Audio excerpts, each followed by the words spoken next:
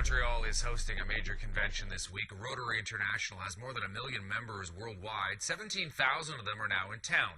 Rotary is a volunteer organization that does humanitarian work in many countries, and as part of the convention, several high-profile guest speakers are also in Montreal to promote their own charities and causes. One of those, the queen of country music herself, singer, actress, entertainer, Dolly Parton. And we had the opportunity to sit down with her earlier today for an exclusive chat. So first off, welcome to Montreal. Thank you. I love coming here. I've been here many times, and it's always nice. The people are friendly, just like you. Now, you're here for the Rotary International Convention, but you're also here to talk about your own cause, which is the Imagination Library. Tell people a little bit about what exactly the Imagination Library is. Well, actually, this is a program we started almost 15 years ago. It's been in really full swing for the last 10 years. It's a program that started in my home area. It's where we give books to children from once a month from the time they're born till they start kindergarten. It gives them a chance to learn to read, to love books, and they come in their own name in the mailbox, so they feel like a little ownership to it. And so it's really a wonderful program to encourage children to read and to dream and to have confidence in themselves. Now, you could have chosen many different causes, and I know you've supported a lot of them in your career, but why did you choose literacy? Why was that important for you? It really started from a tender place in my own heart about a lot of my own relatives that from the country, being from big families, that didn't get a chance to go to school, couldn't even read and write. So many of the people I love the most, the smartest people I've ever known, just seeing how crippling that was, that they didn't have a chance to at least read so they could learn to study up on things that they were really interested in. So it just seemed like this was a perfect thing for me to do. As an artist, a celebrity that really was in a position to be able to help, I thought, what would the charity that I would love and get the most out of and feel like I was really doing the best with? I thought, well, what better than children? I guess it's always been important for you throughout your career to use your success and your fame and your fortune to try to make something of a difference out there in the world. Well, you should. If you're in a position to help, you should help, because it makes you feel better about yourself, too. You don't want to just take it all yourself and not give back. It's like after a time you feel a little guilty, and it's like, man, I just feel like I'm just taking and taking and taking, so I need to start giving and giving and giving. I mean, I have a big heart. I grew up with people with big, good hearts.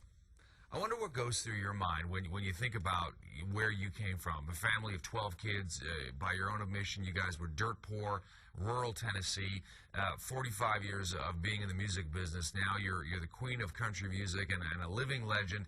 What does Dolly think about that? Thank you, God. I think this did not come from me.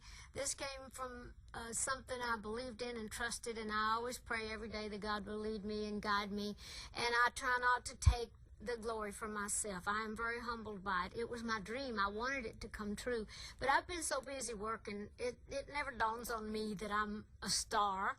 I always think of myself as a working girl, because I'm up every day and every night working, thinking.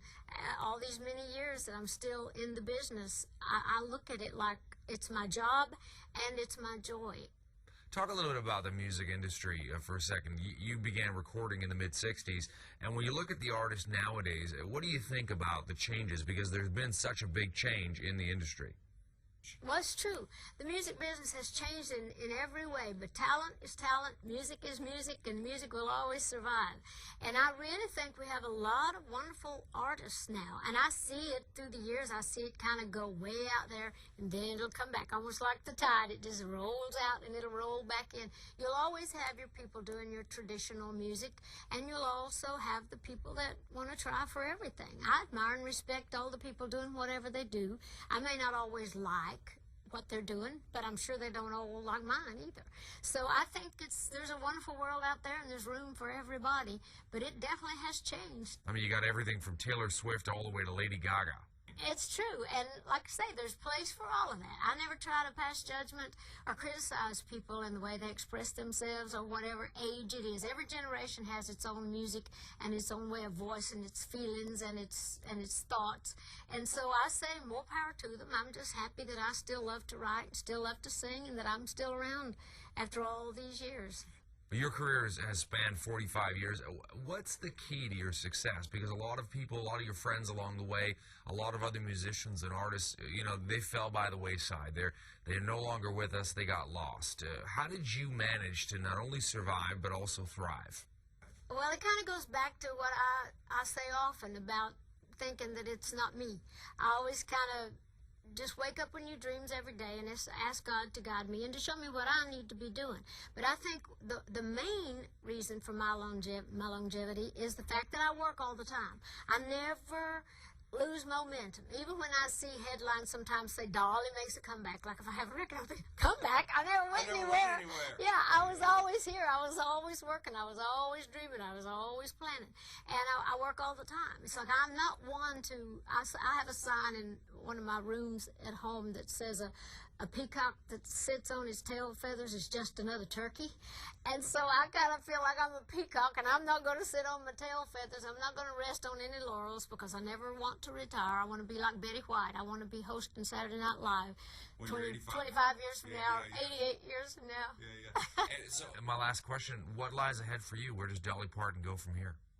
Well, I have new dreams every day.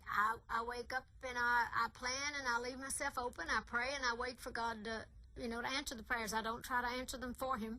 I try to leave myself open. I try to be a vessel and a channel. And as soon as I get a great idea, I grab onto it and think, oh yeah, I believe I can handle that. So then I'll need all the help I can get.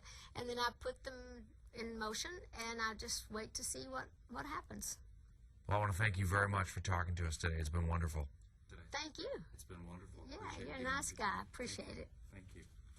And you know, Lori, I got to say, she is exactly as you imagine her. She is humble. She's got that Southern charm, a real pro, and just so generous and such a great person. And it really, really comes across on camera. She was on Oprah not too long ago, and now she's sitting down with our Todd Vanderhayden. Here's a look at what's happening right now on our latest